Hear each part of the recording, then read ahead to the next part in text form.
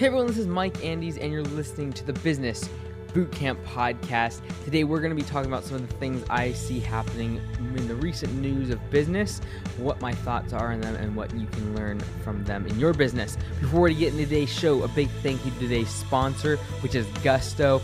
Been a big supporter of the show.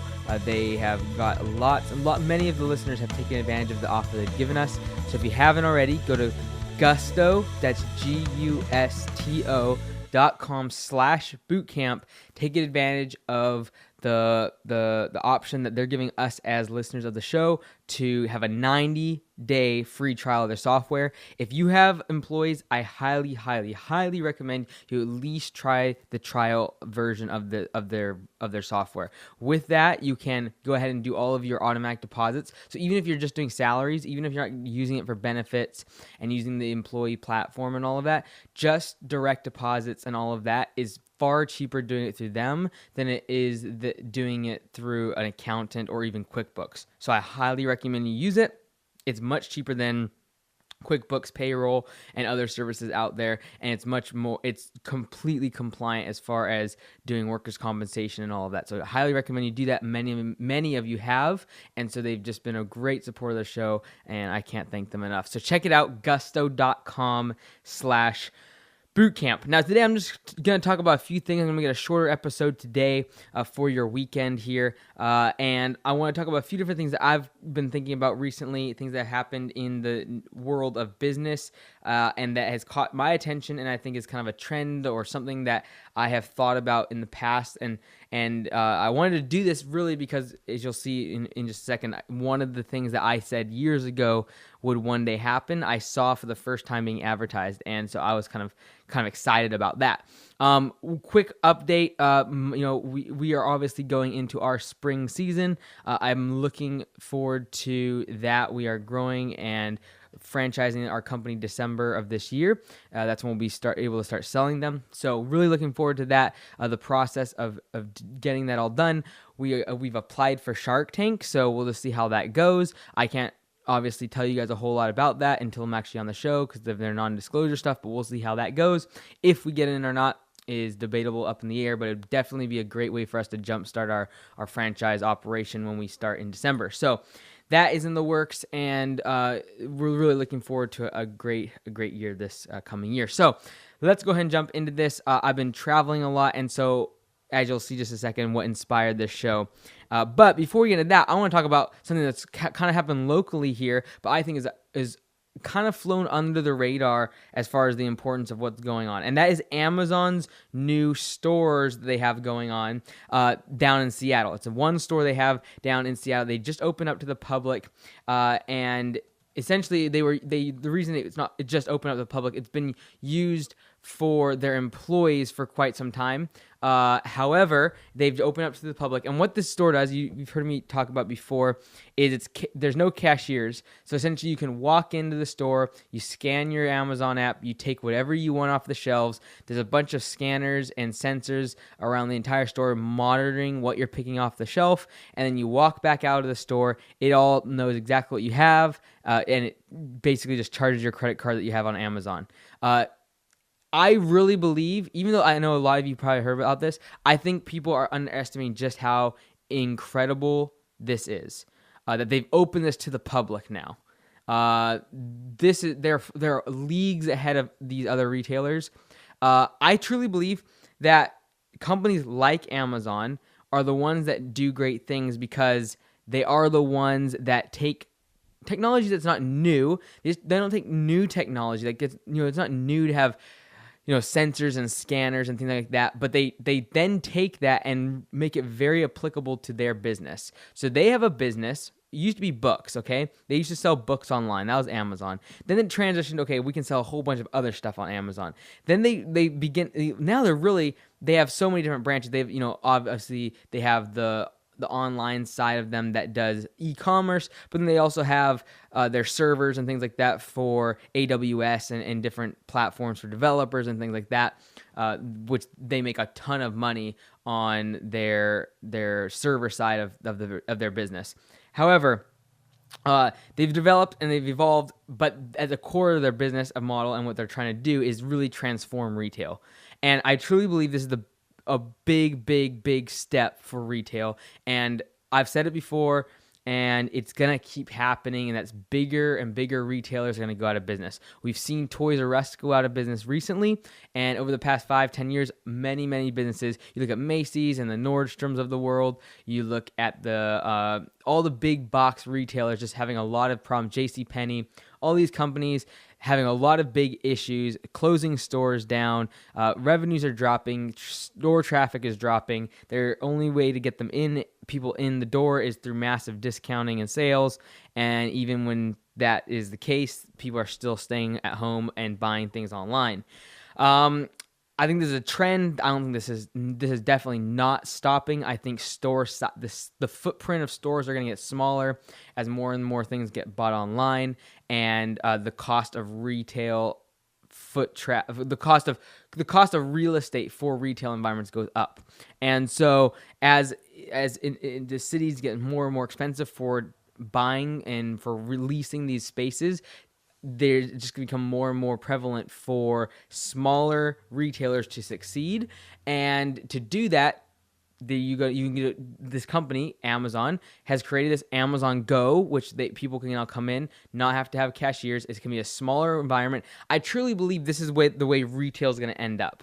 And that is, at the end of the day, robots can easily stock the shelf. You don't need cashiers. They've proven that. And it basically becomes a warehouse where people can come in. There's no reason why in the future they don't have a drone that basically just takes that food and distributes it through the mile radius around the store. And the reason that's really important is because you put one of these Whole Foods that just happens to be bought by Amazon recently, where they have these smaller stores, they're not big box, they're not massive wholesalers like Costco or Walmart. They are small. They're in the very more affluent neighborhoods. They are in downtown areas instead of in the suburbs like Walmarts and Costco's. And so they have a very good opportunity to do this sort of thing with technology where they can deliver with drones and using Uber Eats and other forms of transportation, and where people don't even have to come to the store.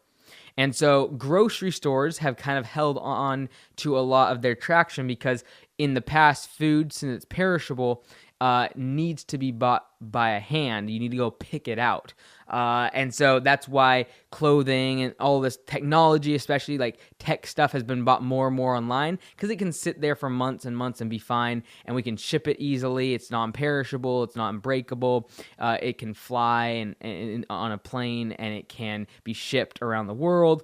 Whereas food has always traditionally had an issue with even Amazon Fresh and these other delivery companies that have tried to deliver groceries to individuals that have not been successful. I think it's no accident that Whole Foods was acquired by Amazon. I know they still say that they're not planning to incorporate Amazon Go with Whole Foods, but I just don't see the reason behind them creating this amazing software, perfecting it in this store down in Seattle called Amazon Go, and then why would you not implement that in the hundreds of other Whole Food market that are in prime retail locations, smaller footprint of real estate in these high concentration metropolitan areas? It's an absolute slam dunk if they can perfect their technology. And if they open it to the public, they're absolutely leagues ahead of the other retailers. And we saw what happened when, Walmart's trying to catch up right now with the e-commerce thing. Target, all these other retailers are, lagging by a good 5 years behind Amazon in the e-commerce thing. And now all of a sudden Amazon throws this curveball and prove that they're thinking about completely from a different angle, completely thinking outside the box, and really proving that they are on the leading edge of retail. And the proof that retail is going to be dead. Retail, going to a mall is not going to happen in 20, 30 years, in my opinion. It's going to look very, very different. It's going to be much smaller in size. It's going to be smaller, concentrated areas. Retail, as we see it today, is dying, and that is just a process of the internet taking over. People do not want to go anymore to the mall. It's no longer a function of enjoyment as much. For some people it is. I totally get that. It's escapism, trying to get away, but more and more people want convenience and they want to save time. You can go into this Amazon Go store, not wait in lines, not have to wait for a cashier, not have to wait for a cashier that's annoying or slow or messes things up or is not courteous or doesn't bag your bags or does sometimes and is inconsistent or is having a bad day. Like, you don't have to deal with any of that. So it's taking humans out. And yes, there's going to be people that are bucking against this trend. They're going to be saying that this is losing jobs, and that store could potentially have 10, 15 employees working around the clock. I totally get that, but you have to realize that there's also now technology jobs being created because there are sensors and there is technology in these new devices, and Amazon's going to hire more people. So I just think it's an evolution, and I don't believe we as business owners should get romantic about the way it's always been done. We should be looking for technology to disrupt and adapt that technology and see how we can integrate it within our business to make the customer experience better. Because whoever makes the best customer experience, I talk about this a lot about as far as customer experience, I talk about that all the time.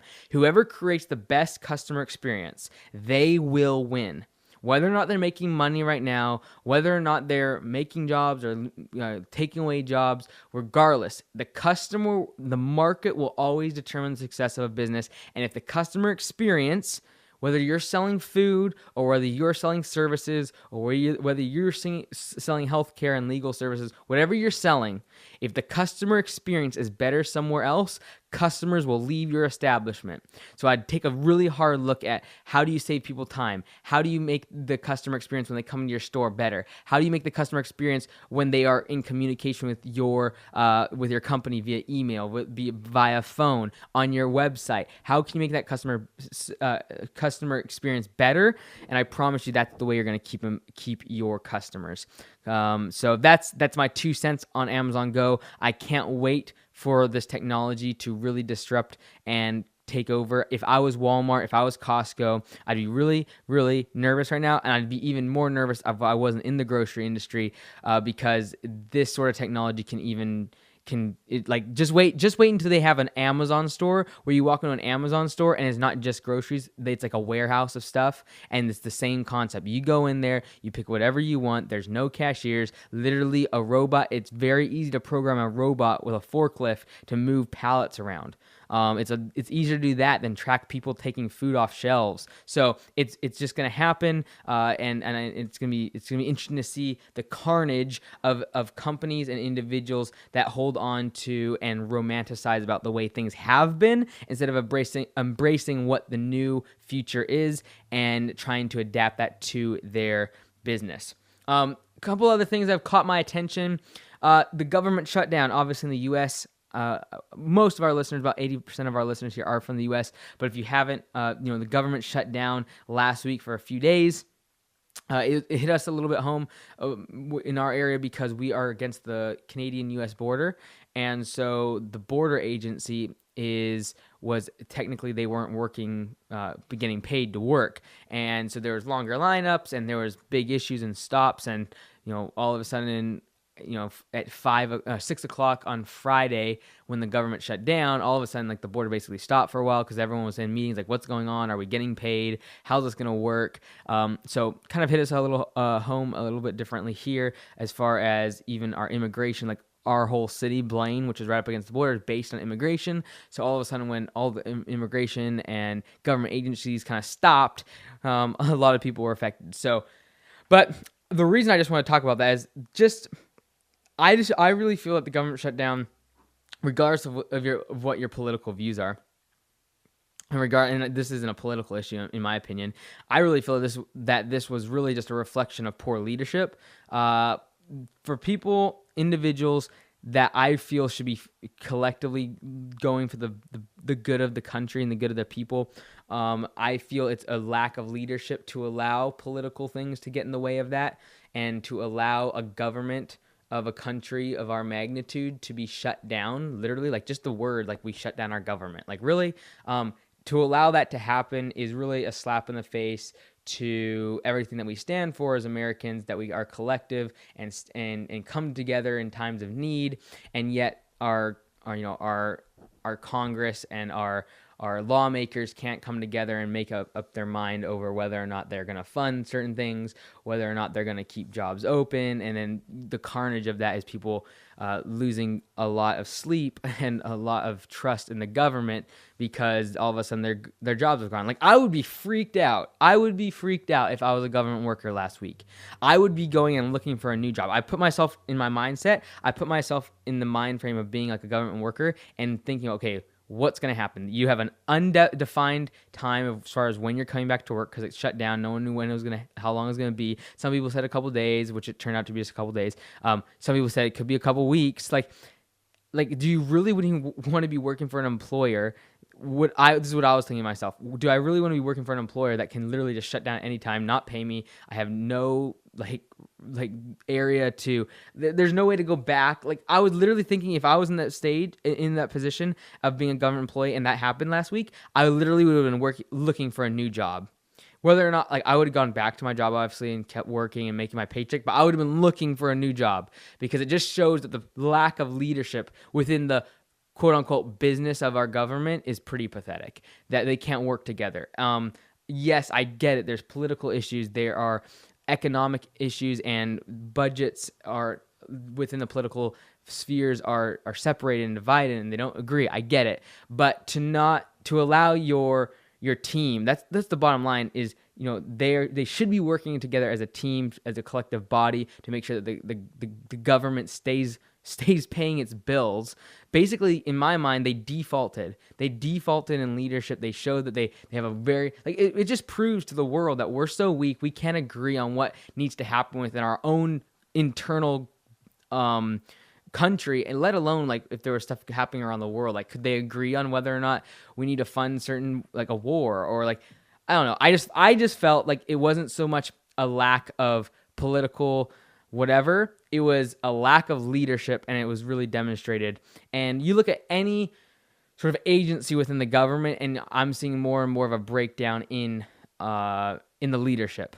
And as I start to grow my business, and I get more and more of you asking about stuff to do with teamwork and employees and creating a culture within an organization, you look at the culture within our government right now. It's kind of a shame. Like, if we as business owners ran our businesses the way the government does, like, my goodness, we should be all fired. And so, you know, you look at USPS, the United States Postal Service, how disorganized. They're losing money. They literally could have had a monopoly on the entire postal industry, yet they're lagging behind in technology and efficiency behind UPS and FedEx. Like, literally, USPS, this is a big issue a couple weeks ago because the president, Donald Trump, mentioned something about the United States Postal Service because they lose money every single year, yet they have a monopoly on, like, every single person has a post office box or a box where they get their mail. And that is basically a piece of property owned by the government. That's literally mandated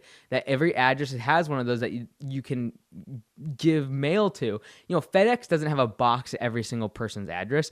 UPS doesn't have a box at every single person's. DHL, they don't have these boxes at every single address within the country. And yet USPS loses money every single year. And that sounds like crazy that they have basically a monopoly, and they're funded by the government, so they have no problem with financial backing, and yet they're losing money. The reason is you just need to take 5 minutes and go into a USPS, you know, United States Postal Service, then go to a FedEx store or go to a franchised UPS store and see the difference in efficiency, the customer experience. Think about the customer experience when you walk in. Think about the way that people are treating you. Think about the lineup that you have to endure, the size of the line you have to endure. Like our local USPS store where I am at is absolutely atrocious. There's always long lineups. There'll be one person at the till with like 20 people in the back. The person at the till is super, super slow. They literally, you can tell they don't care that there's 20 people waiting. They're just taking their time. They're very rude. If you ask a question, they mumble under their breath. It's like our mail for our company, literally, I'd say 5% of our mail doesn't get to where it needs to go, even though we know the address exists. It just comes back to us and says undeliverable. Or they sometimes won't even put a real reason on there. Just put a thing across it like return to sender. Like, it's horrible. The organization, we've lost packages in our own mail system, and they can't track it. Literally, we know it's there. They just cannot find it in the post office store where we're at. Like, I know maybe our cities is worse than usual. And if you look up Blaine USPS, just go ahead and read all the negative reviews. I know it's worse than usual, but it just shows when lack of leadership at the top level of an organization, when leadership at the top of an organization is out of sync, when they are not agreeing with one another, it trickles down throughout the entire organization. So when a government-run agency does not have good leadership working together, I'm not saying they're not good people. I'm not saying I'm against any party or anything like that. I'm just saying when they can't work together, when a CEO and a CFO and a COO can't work together effectively, and they can't work together with middle management, and those people can't work with team leads, and those people can't work with the people underneath them working out on the front lines. If that does not happen, that breakdown in communication, if there's a breakdown in communication, at the top level of an organization, it gets to the bottom. So the reason that individual at the cashier at the USPS, United States Postal Service, the reason they're rude, the reason they're slow, the reason they could care less about the customers that are walking in the door is because if you look at the very top of the organization, there's problems with the leadership. And so I'd take a really hard look if you see problems in your organization, if you see your employees not giving your customers the correct experience and not treating them correctly, not giving them the right customer service, I promise you there's a good chance you need to look internally if you're the leader or within your management team and figure out communication and how you work together, because they will the people in the front lines will only reflect and be as good as the people at the top of the chain that are leading the charge. They're going to reflect and they're going to mirror your image, your actions. They'll only be as good as you. You go into a UPS store, a FedEx store, or what they call FedEx office, which is like, it's very efficient, it's clean, it's bright, it's vibrant, people are moving and going. There's workstations, it's very efficient as far as where you're at. There's never long lines hardly. Like I said, customer experience will win every single time, and that's what you're seeing. At the end of the day, the bottom line is if your customer experience is not the best in your industry, you will not be the market leader. Bottom line. And so that's just my opinion there. So last thing, and the thing that kind of inspired this whole show of me trying to talk about things I'm noticing in the marketplace and the news around business is what I saw. So I was traveling to Texas a couple times this past month, and I was going through the store, and through the airport, and this big billboard caught my attention because it's something that I've talked about since probably like years ago. And it exists, and it was the first time I ever saw it in the real world. I knew it had existed before. I knew that it was used, but to see it in a retail environment was pretty amazing. And that is bottled oxygen. I always said that one day people will sell oxygen in bottles and will drink it and consume it like we use water bottles today. Right now, the water bottle industry, plastic water bottle industry, is worth billions of dollars. I think the same thing is going to be true of bottled oxygen.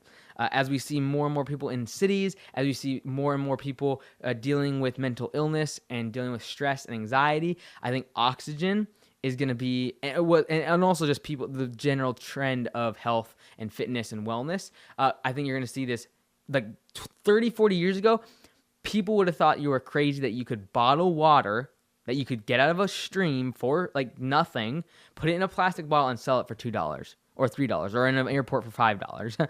And so this was kind of cool for me. I was walking in the airport and saw this big billboard. I was like, oh my word. So this company that I specifically saw is called Boost Oxygen. And they have different scents and flavors of oxygen. It's 95% pure oxygen, and they're in these like aluminum canisters. And there's different aromatherapy scents like peppermint and pink grapefruit and menthol and all. So eucalyptus, all this good stuff, right? So I just think that's really cool. I don't know where that's going. I don't really have any sort of prerogative in saying that. I just remember saying that years ago. The way, like right now, these bottles of oxygen, you're looking at like $8 a bottle. I think that will come down to 2 or 3. I think it's going to become where you actually see this on a day-to-day basis. Some people will drink 1 or 2 of these bottle things a day. They'll have it, every 34 minutes. They'll take an inhale of this pure oxygen for boosting their energy and boosting their immune system and getting a breath of fresh air in the city that might have smog. I think this is going to become a real thing. And the reason I just thought it was interesting is because I said this years ago before I had ever seen something in the mainstream retail environment where you can actually just pick up a bottle and buy it outside of a medical use and practice.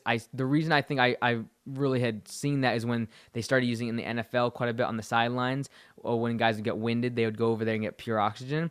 I was like, you know what, that's going to become popular. People are going to see that and say, hey, if they get more mental fitness, if they get more physical agility and stamina by having that, why can't I do that in my day? I think that's going to become a big selling feature, a big advertising marketing piece of this whole industry, and I'm really interested to see how this is going to turn out in 10 years. I think I'm right, but we'll just see how it plays out. I think it's going to become just as big as bottled water one day. So those are just kind of the things I wanted to yak about today, some of the news, the headlines in the industry of business. As always, I want to hear from you guys. I try to respond to if not every single question that you all write in. So go to businessbootcamppodcast.com. You can fill in the contact form and ask me a question, or you can just email me at businessbootcamppodcast@gmail.com. I love to hear from you. How can I help you start, grow, or save your business?